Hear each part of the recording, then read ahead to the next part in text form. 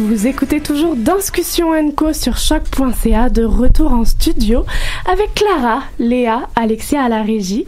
C'est l'heure des grandes discussions, une rencontre avec des acteurs culturels autour d'une thématique proposée.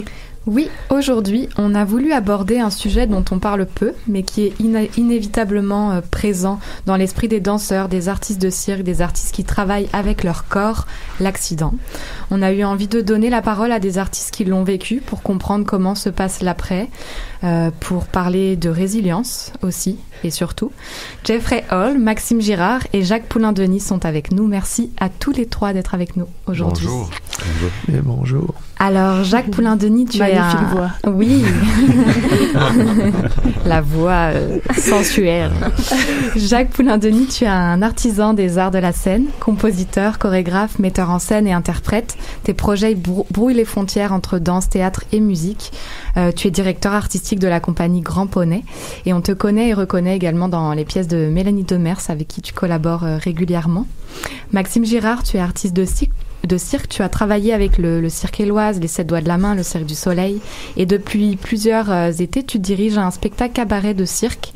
Tu récoltes des fonds pour la Fondation 33 que tu as créée en 2015 dans le but de venir en aide aux victimes de traumatisme de la moelle épinière. Et Jeff Hall, tu es chorégraphe, interprète, metteur en scène et directeur artistique de cirque depuis plus de 28 ans. Dans cinéma, cirque, théâtre, rien ni personne ne te résiste. Dans ta carrière, tu as collaboré entre autres avec Pierre-Paul Savoie, Carbone 14, Robert Lepage, Marie Brassard ou encore le Cirque du Soleil. En 2012, après 10 ans d'absence, tu as fait un retour à la scène avec la création et l'interprétation de la pièce Falling. On pourra en reparler. Un solo qui rend honneur à ton histoire. Alors, vous avez tous les trois connu on peut dire un tournant, un accident dans vos vies. Si vous êtes d'accord, vous pourriez peut-être commencer par nous dire de quoi il s'agit. Alors, je regarde Jeff, il est juste en face de moi. Oh boy. Salut Jeff. Ouvrons la porte. Tes Jeff bleu. La patate est chaude, je lance.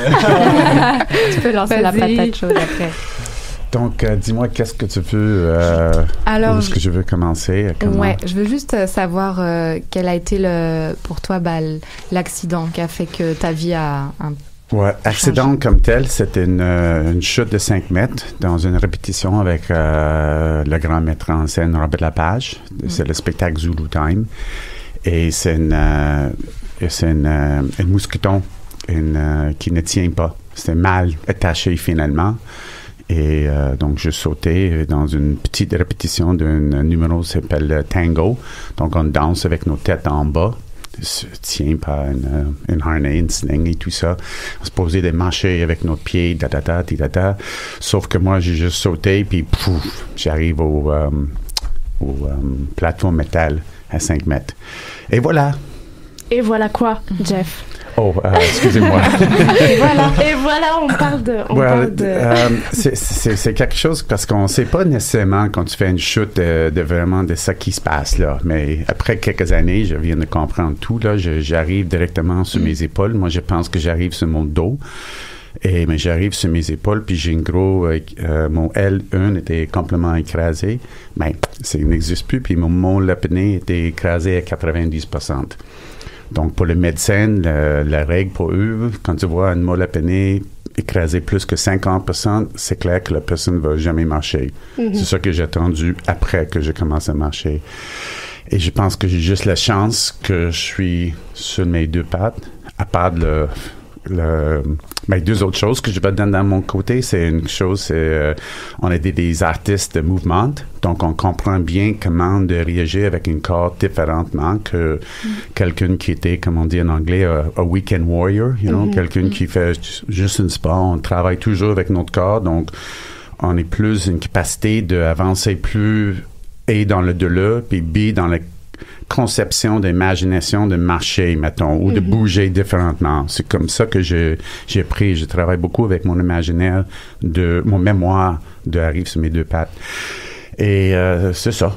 Donc, quelques bonnes choses sur mon côté et une bonne... Voilà. Merci, Jeff. C'est beau. C'est cool, là. C'est cool. C'était plus long que ça dans la vraie vie. Oui, malheureusement, on imagine. Jacques... Oui. Moi, mon récit, c'est j'avais terminé le cégep en danse, un programme en danse, puis j'allais commencer un nouveau programme à Toronto dans une école là-bas qui s'appelle le School of Transformation Theatre. Et je faisais du pouce le vendredi avant que l'école commence, le lundi qui suivait. Puis c'était aussi simple que la voiture qui m'a ramassé. On roulait depuis peut-être une dizaine de minutes sur l'autoroute en quittant Montréal vers Toronto, puis la voiture a eu un accident. J'ai pas vraiment de souvenir de l'impact comme tel. Ma mémoire a effacé ces moments-là parce qu'en fait j'étais conscient, je répondais à l'ambulancier et tout ça, mais je me souviens pas exactement. Mes premiers souvenirs ils remontent à quelques jours après quand j'étais à l'hôpital dans la chambre d'hôpital. Puis là, l'infirmière me le répète parce que je pense qu'elle m'avait dit à tous les jours là qu'est-ce qui se passait, que j'avais un accident, puis j'avais perdu mon pied. Donc à l'impact, ça avait été un accident assez brutal. La voiture a été totalement détruite, puis je me suis retrouvé sous la voiture. Ça a été pas mal de chirurgie de toutes sortes, puis le bout de l'histoire, c'est que j'ai donc eu une prothèse pour mon pied droit, qui remplace mon pied droit. Puis peut-être une année de thérapie, réadaptation, tout ça. Évidemment, j'ai jamais... Mon projet d'aller à Toronto pour faire mes études, lui, a pris le bord. Mon parcours a totalement changé après ça. Je suis allé plutôt vers le théâtre, un peu vers la musique, mais aussi vers la danse. Peut-être un an après mon accident, 1 an et demi, j'étais déménagé en Californie, puis j'ai repris la danse avec une compagnie de danse à San Francisco qui s'appelle Axis, qui travaille avec des danseurs qui ont des handicaps et d'autres qui n'ont pas de handicap, un peu comme Corpuscule ici à Montréal, de la danse intégrée. Puis par la suite, j'ai commencé à travailler avec d'autres compagnies aussi, puis faire mon propre travail finalement. Puis récemment, à te regarder, ils s'habitueront et était au Katsu, puis c'est les premières images de ton corps qui étaient présentées aux côtés de Angie Cheng, mis en scène par Mélanie Demers, et voilà, nous ça nous a allumé aussi à ce moment-là. On reviendra à cette présentation. Maxime, ouais. Eh bien, dans le fond, moi, excusez-moi, mon Dieu, vous parlez d'une belle voix, c'est sûrement pas la mienne. Oh, bah si, justement, elle est bien profonde comme on aime. Max. Ouais, c'est ça. C'est sensuel. Donc oui, c'est ça. Ben, moi, j'étais un artiste de cirque. J'ai étudié à l'École nationale de cirque de Montréal.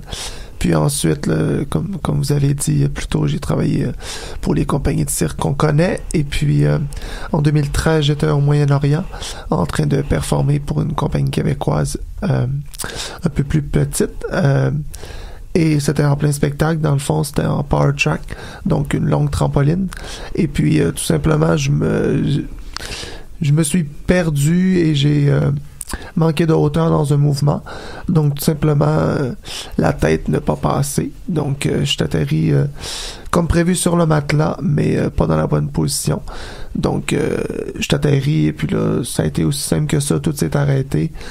J'étais conscient, mais le corps ne bougeait tout simplement plus, donc suite à ça là, les ambulanciers m'ont emmené, et après ça, bon là, j'ai un blackout, j'ai été 2 semaines dans un coma artificiel, puis quand je me suis réveillé, eh bien voilà, le corps ne suivait plus, donc moi j'étais au Moyen-Orient, donc ça a été assez une histoire quasiment de film à tout simplement attendre des nouvelles de la CSST pour être rapatrié en avion et tout ça.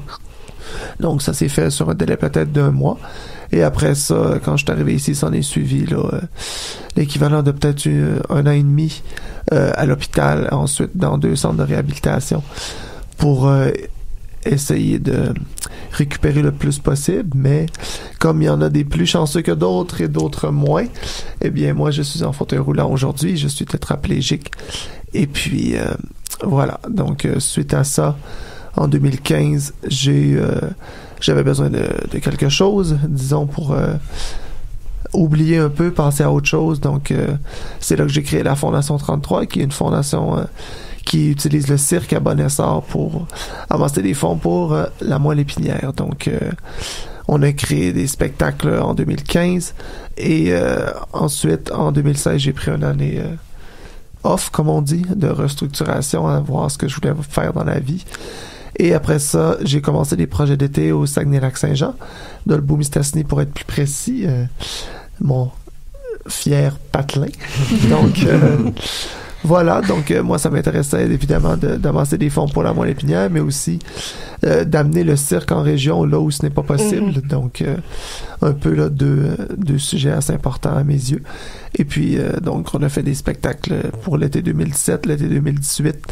Et là, je voudrais juste un peu, comme en 2016, en période de restructuration, à voir vers où ça va s'en aller. Mais voilà, je pense que ça fait un bref résumé. D'accord.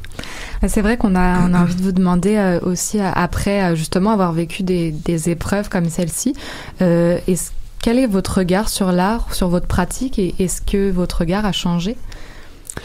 Ben, pour moi, je dirais non, dans le sens que le cirque et le risque, c'est quelque chose qui ne va pas l'un sans l'autre, et c'est ce qui amène la beauté au cirque, et c'est ce qui donne toute sa fébrilité. Et moi, en faisant la mise en scène maintenant, c'est évidemment quelque chose avec lequel j'aime jouer. Évidemment, on parle toujours d'un risque calculé, mais ça fait pas pour moi que le cirque est moins beau, dans le sens que je me suis blessé au cirque, mais mon Dieu, ça aurait pu être dans un accident de voiture ou comme n'importe où, personne n'est à l'abri de ça. Et pour moi, le cirque n'en est pas moins beau parce qu'il y a des accidents. C'est tout simplement, ça fait partie du métier comme ça fait partie de la vie. Donc, voilà. Jacques, Jeff. Mais moi, je suis complètement d'accord avec Max dans son façon de dire ça. Ça ne change rien dans notre travail. Dans le fond, je bloodie Max quand même de revenir dans le travail, parce que c'est plutôt ça, à quel point qu'on réembarque dans le chevaux, mettons. Après qu'une chute, tout le monde veut faire une chute. Ça, c'est pas une question de ça. C'est le travail, c'est de remettre sur nous-mêmes. On peut dire sur nos deux pas ou dans notre esprit, de faire quelques autres choses dans notre vie. Et je pense que c'est ça le travail pour une artiste qui a été blessée, c'est de qu'est-ce que je vais faire maintenant avec ma vie, comme tu viens de dire que tu embarques avec la danse, pas avec une pied qui n'était pas là, par exemple. Là, on fait plein de choses que c'est dehors commune dans un autre sens. Jacques, est-ce que tu as quelque chose à ajouter? Oui, mais je dirais que ça m'a peut-être amené moi un peu à ça n'a pas changé mon parcours, mais ça a peut-être plus précisé. Ça m'a amené à vouloir trouver un peu ma propre façon de danser ou de faire de la création ou d'être créatif avec mon nouveau corps. Fait que j'ai commencé plus à chercher c'est quoi ma propre signature, mon propre langage, ma propre façon de bouger. Puis jusque-là, en danse, en tout cas, il y a vraiment en cirque, c'est peut-être un peu moins le cas, mais en danse, il y a beaucoup le répertoire, puis la démarche, c'est beaucoup d'apprendre le rôle ou des rôles qui existent, ou de intégrer une compagnie, puis adopter un peu le style de cette compagnie-là, ou quand tu es interprète au service d'une œuvre ou d'une compagnie. Puis là, moi, il y a plusieurs portes qui se sont fermées à partir du moment où j'avais eu mon accident. Alors, il a fallu que j'en ouvre d'autres, puis ça m'a amené donc à chercher ce que moi j'avais à dire avec ce corps-là, finalement. C'est vraiment vrai ce que tu dis, parce que pour moi aussi, dans le fond, ça l'a vraiment défini qu'est-ce que je veux dire dans les spectacles que je crée. Ouais. Donc, nécessairement, quand quelque chose change notre vie comme ça, ben, ça resserre assez notre démarche artistique, à savoir, comme tu dis, là, de quoi on veut parler. Et quand on se blesse en tant qu'artiste, qu'est-ce qui vous manque le plus? Je voudrais savoir. C'est une blessure qui peut durer 1 mois, 1 an ou beaucoup plus, évidemment. Qu'est-ce qui vous a manqué le plus, ou qu'est-ce que c'est ça? Est-ce que ça serait la performance, l'entraînement, le public, les shows? Mais il manque le plus. Je pense que la chose que tu faut passer au travers, c'est de rendre compte que tu n'es pas le même corps qu'avant. Premièrement, il faut que tu acceptes où est-ce que tu es avec les moyens que tu as eu. Donc, on est tous... c'est encore une autre chose. J'ai des amis qui arrivent. « Oh, j'ai une mal de dos hier. » Puis « Oh, je peux pas dire ça, toi, Jeff. Excuse. » Non, dis ça que tu veux. Tout le monde le chose. Évidemment, il y a certains qui c'est plus grave que l'autre, mais on a tous besoin de passer au travers de quelque chose. Mais justement, pour nous, c'est une question de réaliser, ça, c'est le corps que j'ai eu et comment que je vais crier avec.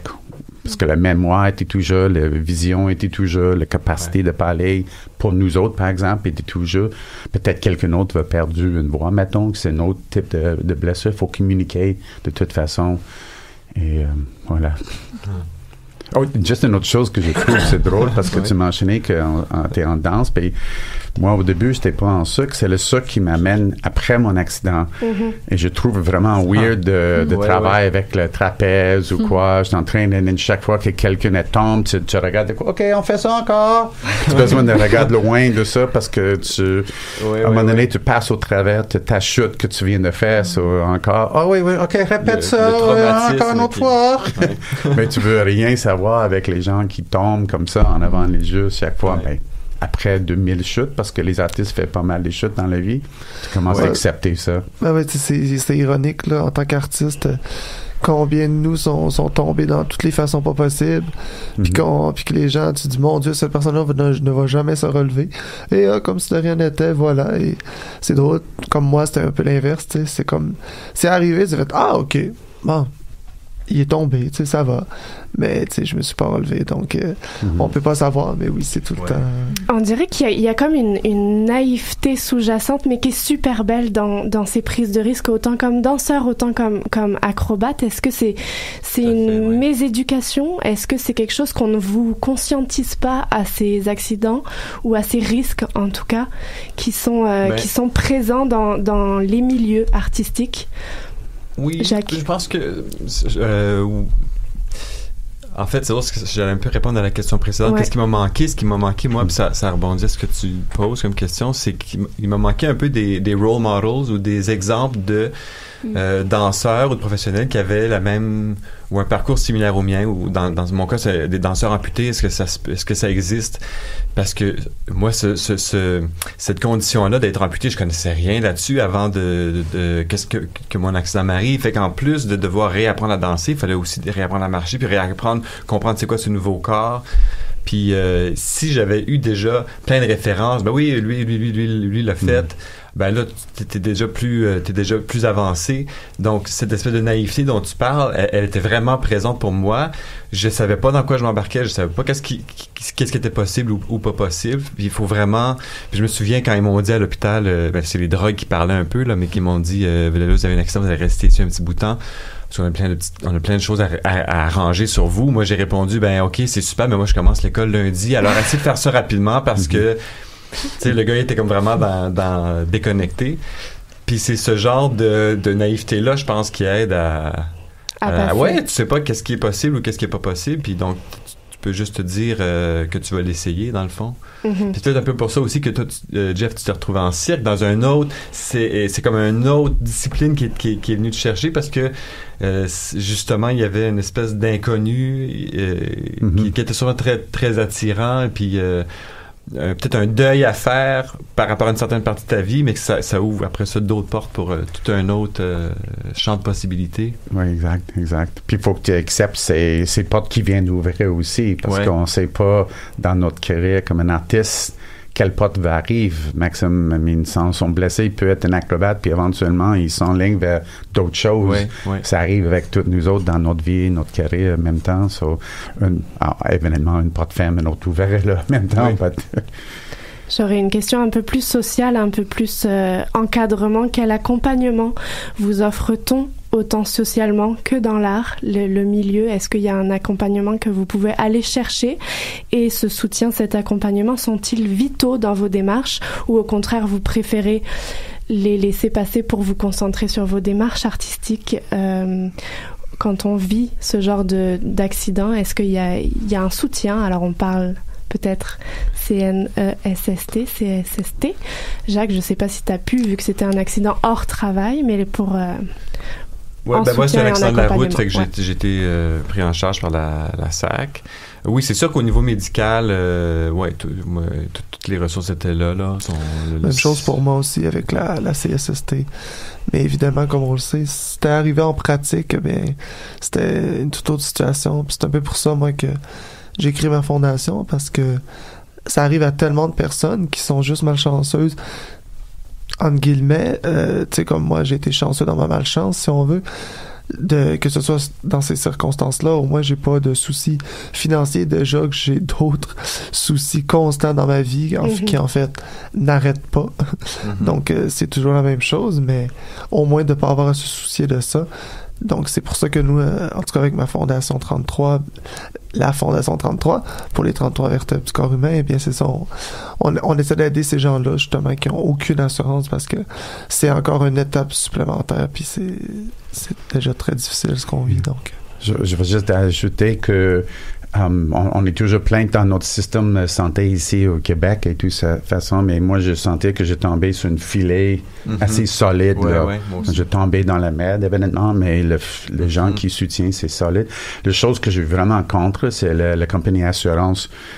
La compagnie d'Ex Machina a fourni une assurance, puis il faut battre contre ces personnes, puis même parce que moi je suis officiellement paralysé parce que tout en bas de mon nombril ne fonctionne plus, je marche juste avec mes muscles en avant et je perds mon fil. Oh yeah, oui. J'arrive avec le médecin puis il dit mais tu marches, t'es pas paralysé. Mais c'était comme, comme il y a tout un règlement pour dire que je suis paralysé. Évidemment, je ne vais pas mentionner ça ici au radio. Mais au même temps, faut que tu bats contre ces gens-là. Et quand quelqu'un comme ça vient de dire, t'es pas paralysé, tu n'as reçu pas ton argent, et je tombais à terre. Parce que tu te demandes, je suis qui? Dans ta tête, tu veux pas être paralysé, tu veux avancer, tu veux pas accepter ça. Mais au même temps, quand il dit non, je suis qui? Ouais. Et ça, c'est encore le système social et familial parce que la famille était vraiment importante dans tout ça. Pour débasser ça, parce que moi, ça m'a pris 4 jours de sortir le plancher, honnêtement. Et j'imagine les gens qui sont tous seuls, les gens qui n'ont pas de soutien, les gens qui sont... ça, c'est notre histoire. Tout à fait. Parce que c'est un très chien, ces compagnies d'assurance. Voilà qui est dit. Petit message. Je mentionnais tout à l'heure, Jacques, que tu as participé et que tu participes encore à l'œuvre À te regarder. Ils s'habitueront, qui met sur scène la diversité, les corps atypiques. Jeffrey Hall, tu es revenu et tu reviens encore sur ton vécu dans ton solo Falling. Moi, j'ai eu la chance il y a 6 ans d'être dans les coulisses à te réceptionner à la sortie de scène alors que tu remontais sur la scène. C'est là où j'ai rencontré cet ange. Et Maxime, tu récoltes des fonds pour ta fondation. Alors, racontez votre histoire par l'art pour... J'ai envie que vous continuiez ma phrase, vos témoignages. En quoi, qu'est-ce que vous voulez porter grâce à ces récits d'histoire que vous mettez sur scène? Bien, moi, je parle beaucoup de ma réalité dans mes spectacles et c'est vraiment ça qui m'inspire. Moi, c'est pas quelque chose de nouveau et je m'en cache pas. Moi, je suis quelqu'un que, somme toute, même avec tout ce que j'accomplis aujourd'hui, je n'aime pas ma vie. Et c'est toujours un choix qui est un peu difficile à accepter, mais moi, d'être ici, disons que ça me plaît vraiment pas. Je fais du mieux avec ce que j'ai, mais évidemment, c'est ce qui m'a donné un filon pour parler de suicide, parce que moi, les idées suicidaires et tout ça, j'ai déjà fait une tentative, etc. Donc, c'est vraiment quelque chose qui fait partie intégrante de mon quotidien. Donc moi, dans mes spectacles, écoutez, j'ai fait un premier spectacle en parlant du suicide, j'en ai fait un deuxième en parlant du suicide assisté. Donc vous pouvez comprendre que c'est quelque chose qui me nourrit énormément et je sais que parler de suicide, c'est souvent quelque chose de très négatif, mais moi, à mes yeux, c'est quelque chose de très positif. Ça m'aide à aller de l'avant, de penser comme ça et de penser que j'ai peut-être un certain contrôle sur ma vie. Donc voilà, moi je parle de ça dans mes spectacles, ça me drive et je me verrais pas faire des spectacles qui parlent d'autre chose. Ok, donc on est pour conscientiser vraiment à ces thématiques. On parlait de mort en première partie avec des petits vieux aussi, donc tout est possible, Max. Jacques, tu mets ton corps atypique aussi sur scène dans ce projet. Oui, je l'ai fait dans d'autres projets aussi, mais c'est drôle, j'ai eu un peu une résistance à parler de mon handicap dans mon travail pendant longtemps. C'est peut-être dernièrement que je l'accepte plus, même si je veux dire, je faisais des spectacles où j'enlevais ma prothèse il y a 10 ans sur scène, fait que ça faisait partie aussi de ma chorégraphie, mais on dirait que je voulais pas faire de l'art sur ce sujet-là.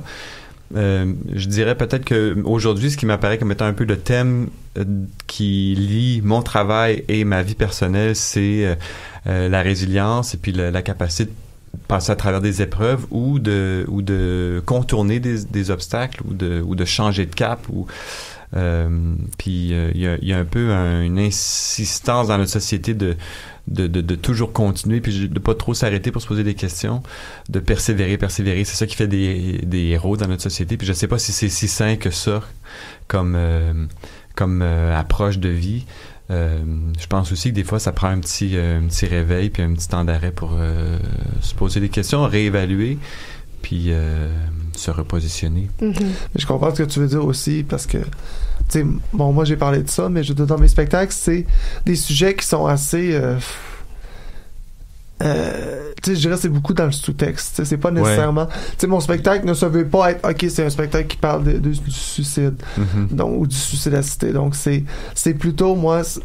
Ce qui m'intéresse dans cette démarche-là, c'est plutôt, en fait, moi je vois un peu un culte à ma vie d'avant et c'est vraiment ça qui me fait triper. Donc mes spectacles sont beaucoup à cette image, mais à un certain moment donné ou à un autre, là j'aime ça frapper avec une image assez marquante puis faire comme ok, tout vient de péter, on sait pas de où ça arrive et pourquoi, mais comme c'est ça, puis c'est comme ça dans la vie. Fait que tu sais, il y a aussi un désir de vouloir parler de ces sujets si sensibles, mais aussi moi ce que j'aime dans mes spectacles, c'est mettre tellement de joie, de sensualité, de bonheur, de rire, parce que j'en manque tellement dans ma vie. Donc c'est vraiment aussi autant de vouloir parler de ma douleur, mais aussi un moyen de s'émanciper puis de juste comme retourner dans ma vie d'avant. Et Jeff, pour toi, avec Falling, cette démarche de remonter sur scène? Je pense que c'est comme les autres deux gars, je viens de dire, c'est l'existence, dans le fond, c'est vraiment une... moi, je voulais pas nécessairement parler de ça, mais j'ai Philip Spora puis Marlene Miller qui me demandent de faire une petite film, puis je jouais avec plein de choses, puis ils viennent de dire pourquoi pas avec le chute.